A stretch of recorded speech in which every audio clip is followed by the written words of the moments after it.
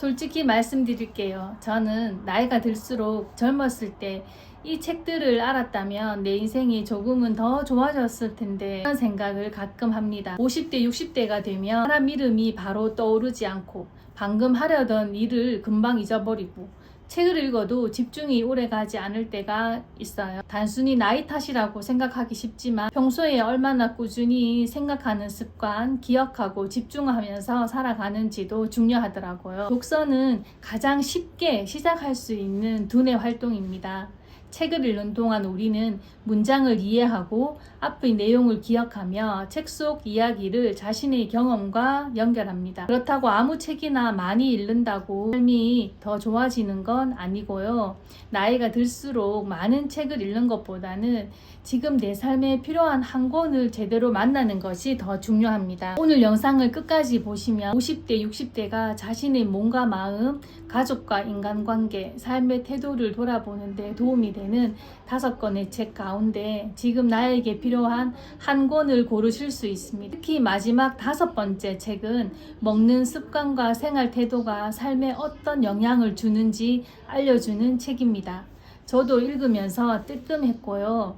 마지막까지 꼭 들어보세요. 오늘 소개하는 책의 목록과 추천 이유는 아래 고정 댓글에도 정리를 해놓겠습니다. 첫 번째 책은 김주환 교수의 내면 소통입니다. 별일이 없는데도 마음이 불안하고 잠이 오질 않고 생각을 계속하고 있어요. 내면 소통은 내가 나 자신에게 들려주는 이야기가 뇌와 몸, 감정에 어떠한 관계에 어떤 영향을 미치는지를 설명하는 책입니다. 불안하거나 화가 날 때 생각을 억지로 바꾸려고 하지 말고 먼저 호흡과 몸의 긴장을 알아차리라는 말을 합니다. 책에서 인상 깊었던 문장은 인간의 몸은 최우선의 가치여야 한다. 몸이야말로 인간성의 기반이다. 몸은 제 그림에서도 중요한 주제입니다. 몸을 바라보고 돌보는 것이 나를 이해하는 가장 가까운 내면 소통이라고 생각합니다. 생각이 많고 감정에 자주 흔들린다면 이 책을 먼저 읽어보세요. 두 번째 책은 박찬국 교수의 LA 프롬 사랑의 기술 읽기입니다. 가족을 위해 평생 애썼는데도 관계가 마음처럼 되지 않을 때가 있습니다. 우리는 사랑을 좋은 사람을 만나면 자연스럽게 생기는 감정이라고 생각하지만 LA 프롬은 사랑도 배우고 연습해야 하는 하나의 능력이라고 말합니다. 특히 성숙한 부모의 사랑은 자녀를 곁에 붙잡아 두는 것이 아니라 독립된 사람으로 살아가도록 돕는 것이 사랑이라고 이야기합니다. 책에서 기억에 남았던 문장입니다. 모성애의 참된 본질은 아이가 독립적인 인간으로 성장하도록 돕는 것이다. 저는 아이가 없지만 사랑한다는 이유로 상대를 붙잡지 않고 한 사람의 삶을 존중할 수 있을까 생각해 보았습니다. 가족을 사랑하면서도 자꾸 상처를 주고받는다면 이 책을 권합니다. 그리고 세 번째 책은 영담 스님의 안비도 있지 있고 말고입니다. 우리는 부모님이 무엇을 좋아하셨고 어떤 꿈과 어떤 그리움을 품고 살아오셨는지 얼마나 알고 있을까요? 이 책에는 가족을 위해 일했던 시간과 가난했던 어린 시절, 먼저 떠난 사람에 대한 그리움처럼 청도 어르신들이 살아온 이야기가 글과 그림으로 담겨 있습니다. 그중 최연자 할머니의 두레밥 밥상과 엄마 목소리에 나오는 한 문장이 오래 마음에 남았습니다. 현자야, 밥 먹으러 들어온나? 저도 어릴 때 밥을 먹지 않으면 아버지가 학교에 보내지 않으셨습니다. 지금 생각해보면 자식에게 밥을 먹이는 것이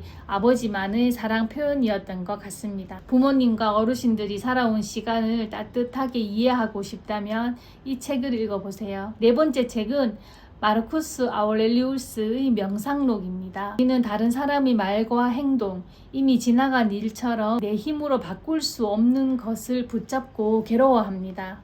로마 제국의 황제였던 마르쿠스 아우렐리우스는 전쟁과 질병, 죽음과 배신을 겪으며 흔들리는 자신에게 들려준 생각을 기록했습니다. 다른 사람과 과거는 바꿀 수 없지만 그 일을 어떻게 받아들이고 행동할지는 내가 선택할 수 있다고 말합니다. 제가 인상 깊게 읽은 문장입니다. 누군가가 나의 생각이나 행위가 옳지 않다는 것을 증명해 준다면 나는 기꺼이 나의 생각과 행동을 고치리라.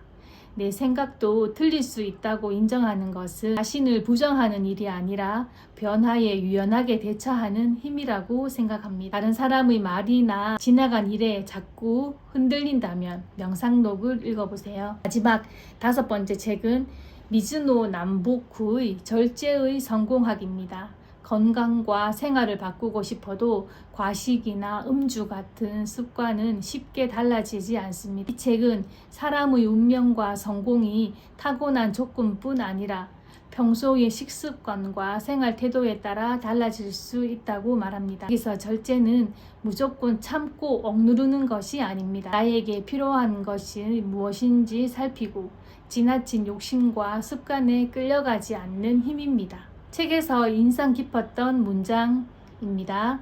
과식하면 몸 안의 기가 무겁게 되어 마음이 제 갈 길을 정하지 못합니다. 저도 저녁 음주를 즐기는 편이라 이 문장을 읽으며 마음이 뜨끔했습니다.